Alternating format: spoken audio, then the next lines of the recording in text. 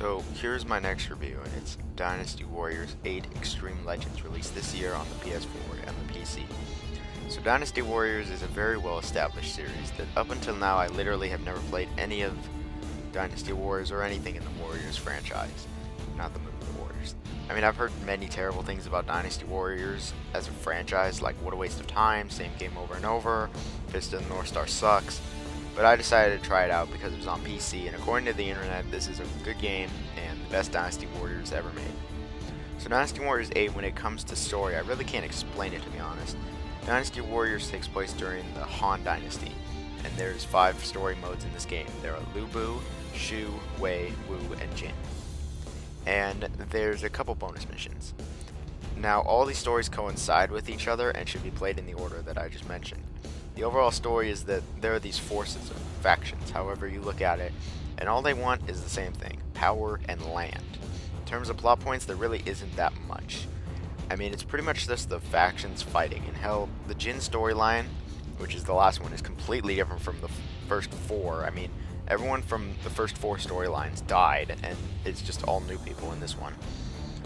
So when it comes to plot, I can't really explain it. I mean, I would have to do like extensive research on this game to try to even explain the plot. But what's there is totally fine. It's just a simple war story pretty much, and factions fighting, and it gets the job done. Now, Dynasty Warriors 8 is a hack and slash brawler. You have a light attack and a heavy attack, which are basic. You have a blast move that is also really good, and there's a rage mode that I think was added to this one, or the 7th one. And you can switch weapons. Now, when it comes to characters and weapons in this game, it's absolutely humongous. I think there's like 87 characters, something like that, no joke. And there's like 5,000 weapons. No, there's not that many. There's like 300. But the combinations are at least over 5,000. You can hold 2 weapons at a time. So I'm going to talk about how the story mode works. So the story mode in this game has you going onto a battlefield and basically defeating the other side. Now, to do this, it may be as simple as literally charging at them and defeat them, or it may be a bit more complex, like cutting off their supplies, destroying a bridge, something along those lines. Now, there are 3 types of enemies: the grunts, the machinery, and the officers. Grunts die in a few hits. They're a waste of time. They're everywhere. You can destroy them. They're useless. Machinery includes cannons, giant-ass crossbows, and they have a decent amount of health. And the officers are the main challenge of the game. The officers are other characters from a faction, so like full-on actual opponents that don't die in a few hits like the grunts. And if you're told in the game to stop a force from advancing, that's just an example, you defeat the officer. The officer puts up the best fight and are your real enemies in the game. Now, there is a shitload of enemies going in this game, all over the place, but to be honest, the only ones that matter are the actual officers. These grunts don't mean shit. Now, when it comes to the battlefield, they can range from a variety of courses and shapes and sizes. However, you have a horse you can call to get around faster. That's nice. The levels are actually quite open and is quite nice. Levels in terms of length can depend on how you play and can take you 10 minutes to about an hour. Every level has a time limit, also an hour. The combat in general amounts to pressing the light attack button so many times and then the heavy attack. Like, for instance, if you do 2 light attacks then a heavy attack, you'll get a different one from 3 light attacks and a heavy attack. Now, it doesn't ever get any more complex than this. I mean, it goes up to like 5 or 6 light attacks, and you can add a heavy attack to each one of those. So, yes, it really only is 2 buttons that you'll be needing to press, and this game is the very definition of a button masher. But you also want to use super blast moves. You fill up a bar at the bottom by landing attacks on grunts and officers, and when the bar fills up, you can use it. Almost all the attacks are devastating, and every character has their own.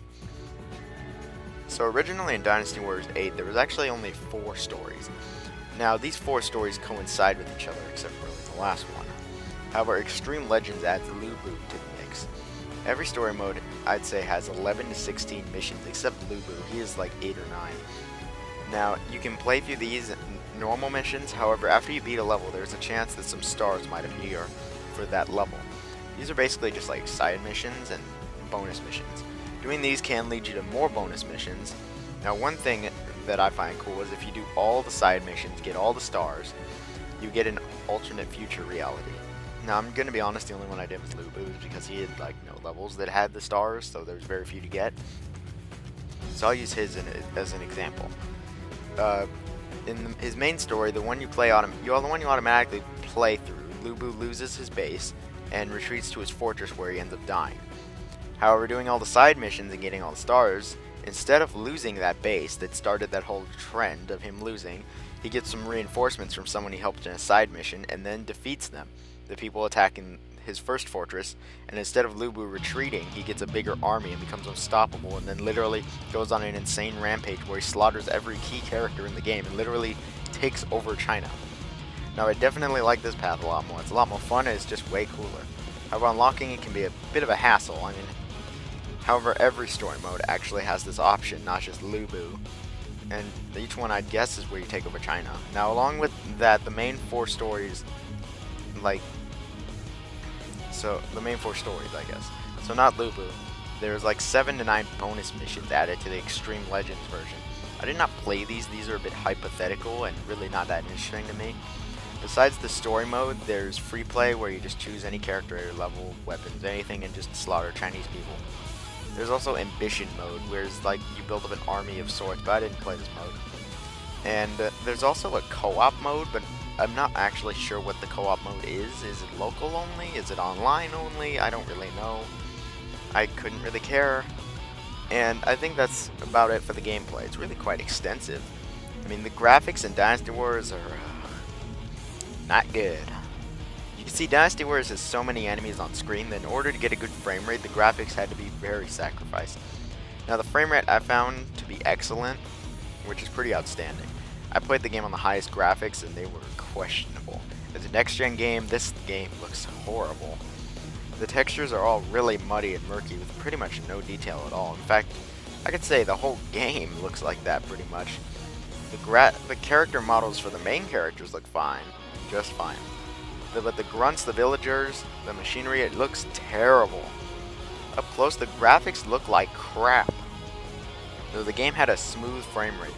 The game is still appealing to the eye, though, so not all is lost. The sound in the game is actually quite good.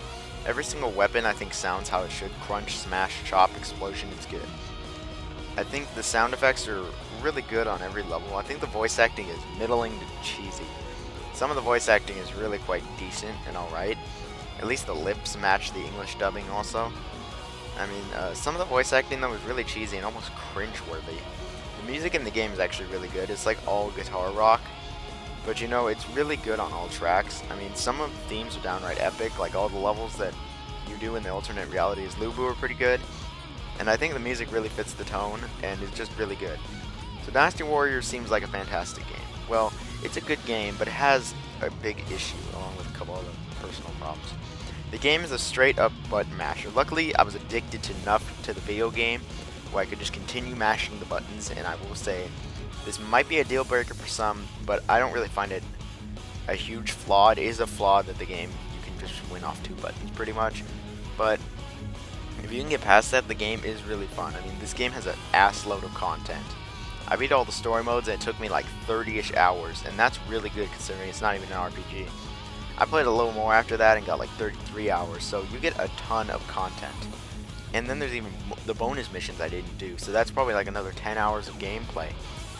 Now, another problem I have is that the PC version, this is only going to be a few people, the PC version for this game is absolutely horrible. Like, it didn't even recognize my Xbox 360 controller out of the box, or my Xbox One controller. What the hell? Like, that is the most basic controller that you could put in a computer, and it doesn't even recognize it. And for a PC port, you would think the graphics would be at least better than the PS4, but no, they might look worse. I'm not even joking. And my last complaint is that the final story, the Jin story that was added to Dynasty Warriors 8, I don't know if it was in 7 or any of those, it, like, almost all the levels are just total ass or mediocre. Like, you could play this and you wouldn't miss, you could skip this entire story mode and you wouldn't miss anything. Pretty much all the levels are just total crap in the 5th story mode. It's like, oh, I escape. Total just bullshit. Now I can say, though, this about Dynasty Wars. After playing Dynasty Warriors 8 Xtreme Legends, I am never going to play another Dynasty Warriors in my life. Now, I said Dynasty Warriors. I'm not talking about the other Warriors games, just Dynasty Warriors, because it turns out every single Dynasty Warriors game has been the same time period, the same story, the same gameplay, the same shit over and over. I'm not gonna play another one of these. So unless like they change Dynasty Warriors 9, it's probably gonna be the same stuff. Now, when it comes to other Warriors games, I'm gonna check them out now. I mean, this game's awesome. I think I'm gonna go buy Warriors Orochi 3 Ultimate. So I'll see you guys there when I review it. This game's awesome.